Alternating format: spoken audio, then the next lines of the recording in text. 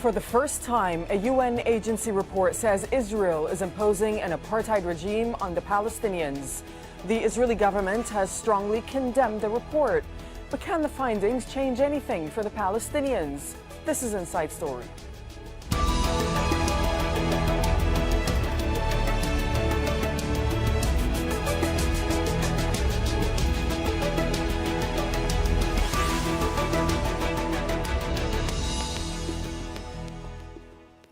Hello and welcome to the program. I'm Darine Abugaida. It's a strong word that conjures up for many the dark years of white oppression in South Africa. But for the first time, a United Nations agency has used the term apartheid to describe the situation Palestinians face every day in the occupied territories. The Israeli government has denounced the report, comparing it to Nazi propaganda. And the Office of the UN Secretary General says the document does not reflect its views. So we have a lot to discuss with our guests. But first, let's get some more details on the report, which was put together by the UN Economic and Social Commission for Western Asia. It says Israel is violating 3 international laws that list apartheid as a crime against humanity. The authors call Israel an apartheid regime, saying it operates a system of divide and rule. The report concludes that Israel systematically institutionalizes racial oppression and domination of the Palestinian people as a whole. The importance of this report is not only because it is the first of its kind, that is published by one of the UN's bodies that clearly and frankly concludes that Israel is a racist state, that has established an apartheid system that persecutes the Palestinian people, but also it sheds light on the essence of the Palestinian cause and the conditions needed for accomplishing peace. Well, a UN spokesman has distanced the report from the official views of the Secretary General, Antonio Guterres. We just saw the report today, which was, you say, was published by ESQA. It was done so without any prior consultations with the Secretariat. And the report as it stands does not reflect the views of the Secretary General. I would add that there is that the report, on the publication itself, it says that the report and its findings and conclusions are those of the authors and do not necessarily reflect the views of the UN. Well, it's not clear if this report will have any significance for the millions of struggling Palestinians, but many believe it could push their cause back on the international agenda. Imran Khan reports now on what life is like in the occupied West Bank. With every pile of rock and dust moved by this bulldozer, Israel cements its position in the occupied West Bank. This under-construction road divides the Palestinian village of Nebi Ilyas in half. For the people who live here, it's a nightmare. They say it's almost destroyed the local farming community. I have lost all my land. I have nothing left. And it's not just me. Everyone here has lost something. Under the 1993 Oslo Accords, the West Bank is divided into 3 sections, areas A, B and C. A is under full Palestinian control and usually includes the towns and cities. B is jointly controlled by Israel and the Palestinian Authority and is often a village. C is Israeli controlled. However, it's Israel that holds the real power. It can and does shut down roads whenever and wherever it pleases. It often uses gates like these designed and placed strategically just for that purpose. This is Khalil Tafakji, who's a map specialist. He has criticized Israel for policies he says makes a Palestinian state almost impossible. We have 2 states in one, a state for Israeli settlers geographically connected, and a state for Palestinian enclaves connected by bridges and tunnels. A Palestinian state in the West Bank is impossible because of the road network and infrastructure. The United Nations ESCWA report says Palestinians living here in the occupied West Bank and Gaza are, in effect, subject to a separate law. The wording of the report says that Palestinians are subject in the West Bank to Israeli military law, and that settlers in the same area are subject to Israeli civilian laws. That is in itself a violation of the 4th Geneva Convention. The report also goes on to say that Palestinians are weakened because of the settlements within the West Bank and because of the siege of Gaza. And finally, the report concludes that Israel is operating an apartheid state. The Israelis are likely to strongly dispute the report, saying it's yet another example of United Nations prejudice towards the State of Israel. Imran Khan, Al Jazeera, Kalkilia in the occupied West Bank. Well, before we get to our guests, just wanted to let you know that we did reach out to the Israeli government to take part in this program, but unfortunately, it has declined to do so. So now we'll bring in our guests. Joining us on Skype from Carbondale, Illinois, is Virginia Tilley. She's a co-author of the UN report and a political science professor at the Southern Illinois University. We'll also have with us Dr. Mustafa Barghouti. He's the Secretary General of the Palestinian National Initiative. He's also a former Palestinian information minister. He's joining us from Nablus, that's in the occupied West Bank, via Skype. And joining us from Jerusalem, Robbie Sable. He's a professor of international law at Hebrew University, also a former legal advisor to the Israeli Ministry of Foreign Affairs. Welcome to you all. Virginia Tilley, you were the co-author on this report, so perhaps it is best to start with you. Now, you say that in this report you look further than the occupied territories, and you say that Israel commits apartheid against all Palestinians, whether in 1948 territories, 1967 territories, or even Palestinians in exile. Can you explain that? Yes, it's been an ongoing debate whether the question of apartheid can be analyzed by simply taking one of those segments. To say that Israel's policies toward Palestinian citizens of Israel is the proper approach, or Palestinians in the occupied territories would be the proper group to look at. But this was becoming inadequate. We needed to understand, or the member states of the ESCWA had requested an analysis that would allow them to understand what the overall overarching policy was. If there was one regime that was bringing all of these policies together into a coherent whole. And that was the charge that we had for the report, and it's the project that was undertaken. So how did you reach this conclusion? I mean, you and your co-author, who's Richard Falk, say that this study concludes with clarity and conviction that Israel is guilty of the international crime of apartheid as a result of the manner in which it exerts control over the Palestinian people in their varying circumstances. Well, the study was conducted in reference to international law. The proper approach legally is to refer to the International Convention on the Suppression and Punishment of the Crime of Apartheid and the definition of apartheid in the Rome Statute of the International Criminal Court. I make a point of this using these long titles of the laws because a common mistake is to look at what happened in South Africa and take that as the benchmark. Say, well, if South Africa did it that way, it must be that way elsewhere in order to be counted as apartheid. International law has made, the language of international law in these conventions has made it clear that that's not the case, that the international law itself is the reference that we need to go by. It was drafted as a universal instrument to address apartheid wherever it might arise.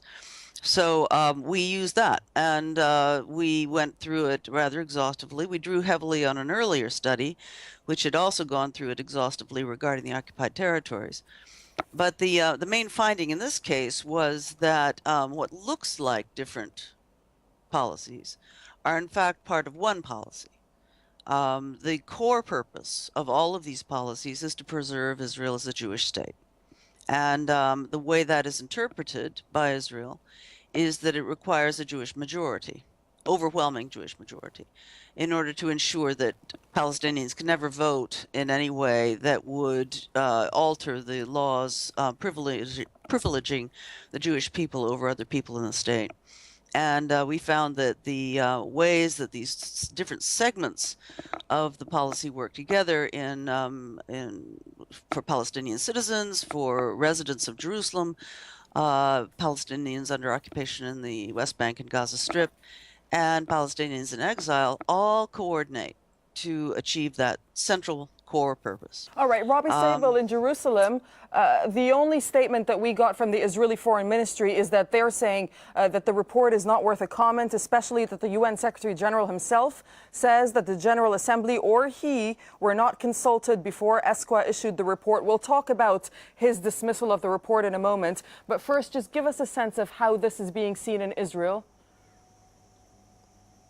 Well, it's not an impartial UN report. It's worthwhile looking at this organization, ECWA.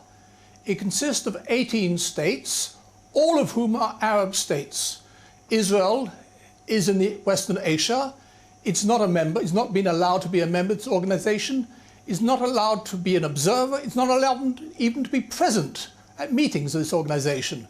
Therefore, we have an organization of 18 Arab states. This is not a UN impartial organization.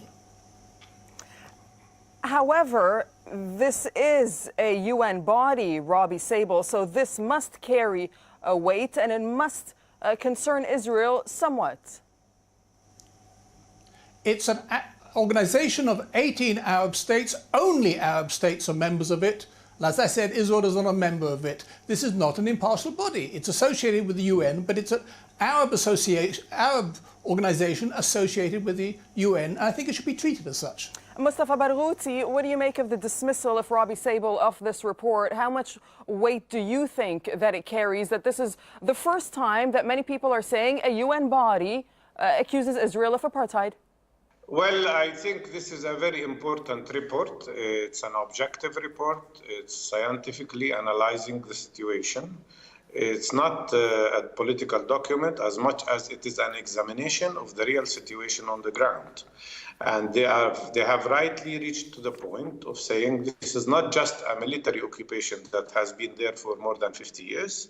It is already a system of apartheid, discriminating against Palestinians, whether those who were displaced from their land in 1948 or those who fell under Israeli occupation the last 50 years, or the Palestinians who live inside Israel and are treated in a discriminate manner, even when they are carrying Israeli citizenship. I think these complaints about the fact that Israel is not a member of that organization doesn't matter, because already 134 countries in the United Nations recognized the state of Palestine against the will of Israel. Every previous report was always rejected by Israel, including Goldstone report, remind you, including the ICJ resolution, the International Court of Justice, which is the highest court in the world, which said that the building of the wall is illegal, that the system of settlements is illegal, and that the annexation of Jerusalem is illegal. What we are talking about here is international law, which says that Israel is practicing practically a system of apartheid.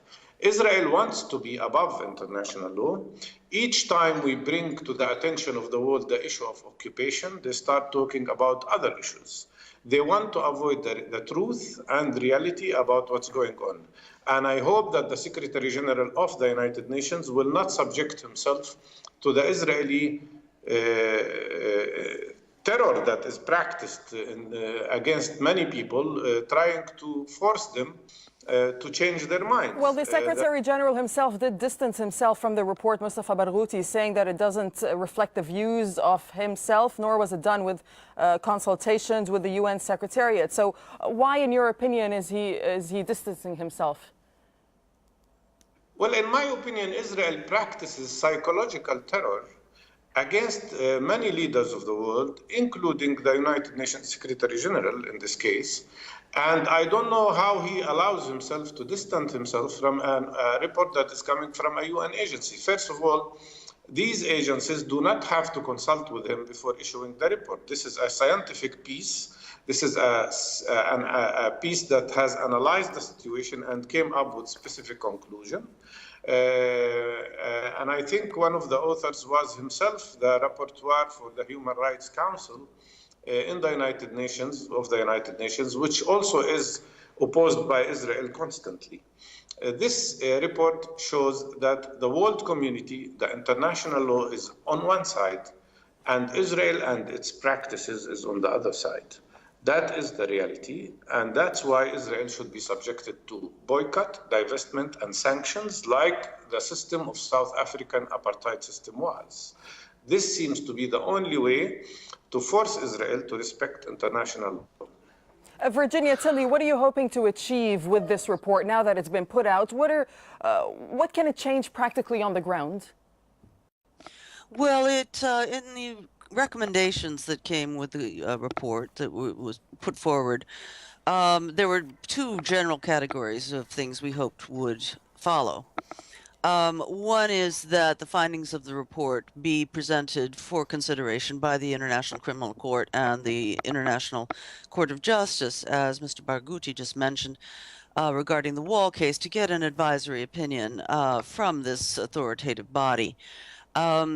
Unfortunately, because this is an ongoing situation of acute human rights violations, we also felt that that was inadequate on its own, that there needed to be some actions by member states to oppose this, to undertake, upon reviewing the report and weighing its merits, the obligations that are spelled out in international law regarding the ending this regime. It's a regime from which human beings are presently But how likely suffering. is that, given that from past history we've seen that states and official bodies are not likely to take the lead?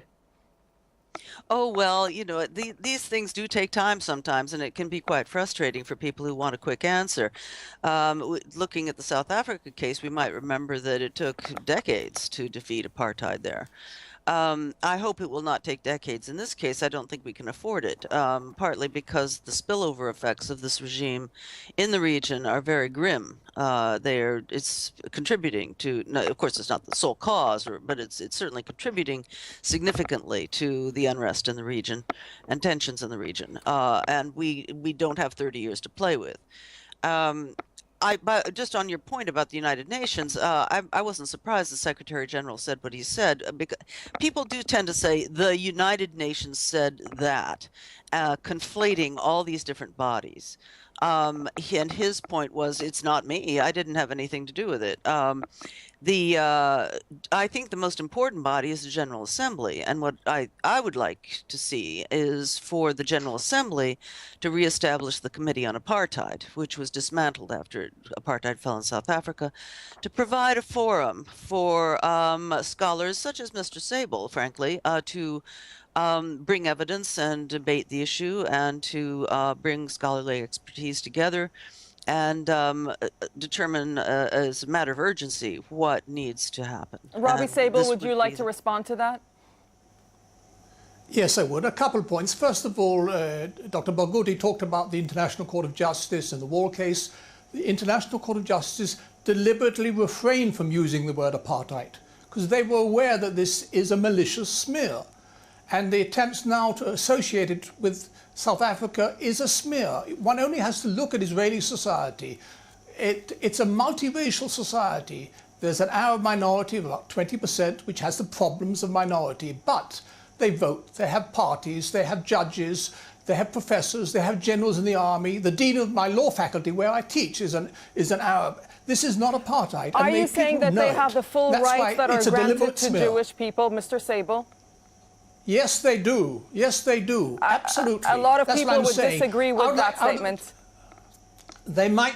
I think they don't know Israeli society. They've never walked through an Israeli street, seeing the people of different hues and different colours. They've never met it. Just a moment. Just a moment. I did not interrupt you. Just a moment, please. Mr. Sable, go ahead, and I'll come over to you, Mr. Barghouti, in just a moment. Thank you. They did not see Arab judges, Arab Supreme Court judges sitting. They haven't seen Arab cabinet ministers. All of them sit in Israel. I hope we can see a day when we would see Jewish cabinet ministers in an Arab state, perhaps in a Palestinian state. But in Israel, we do see it in all branches of life.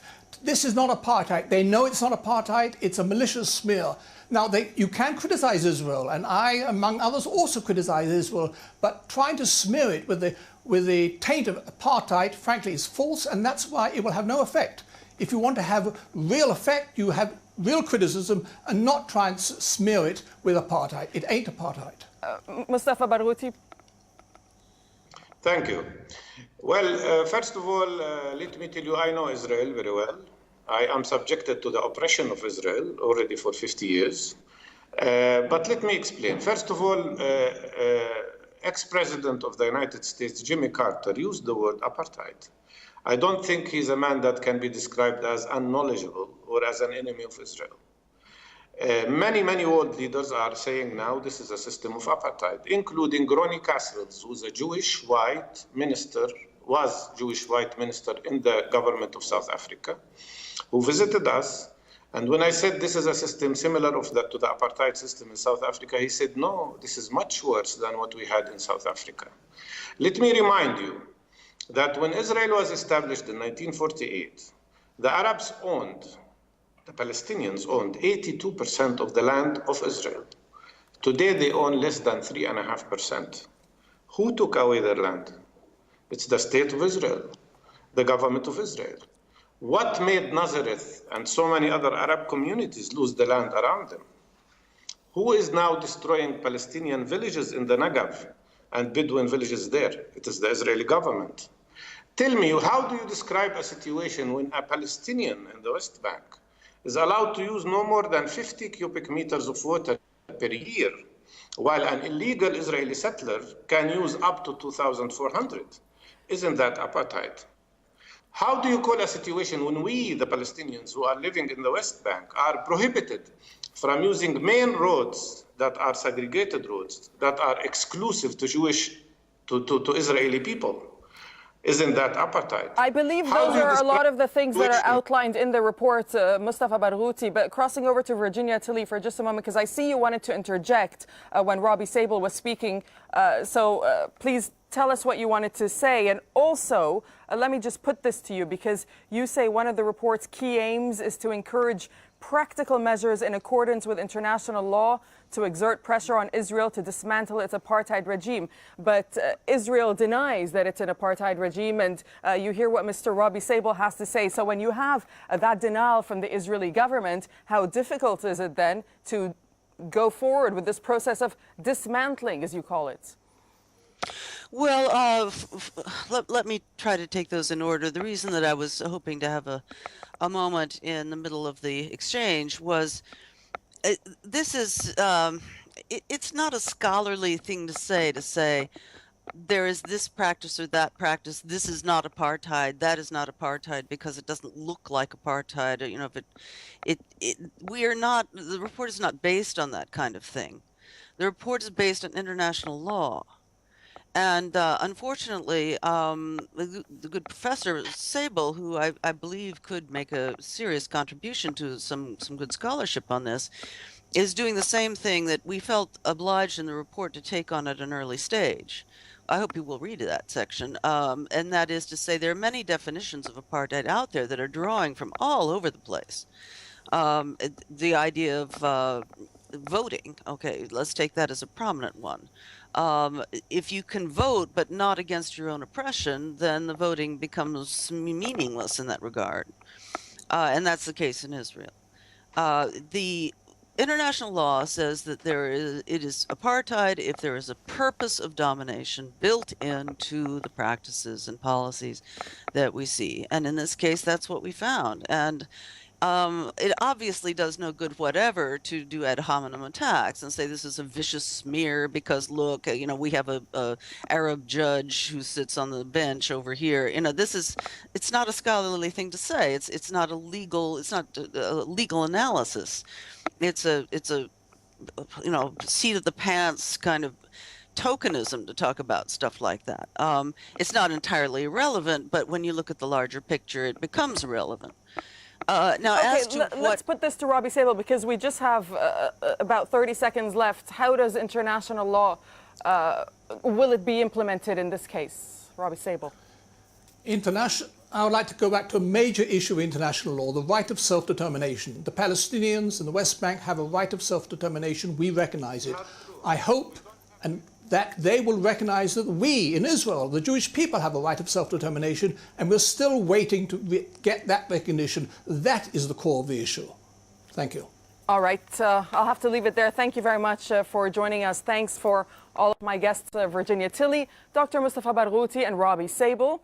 Thank you for watching. You can see the program again anytime by visiting our website, aljazeera.com. For further discussion, you can go to our Facebook page. That's facebook.com/AJ Inside Story. You can also join the conversation on Twitter. Our handle is @AJ Inside Story. For myself and the whole team here in Doha, goodbye for now.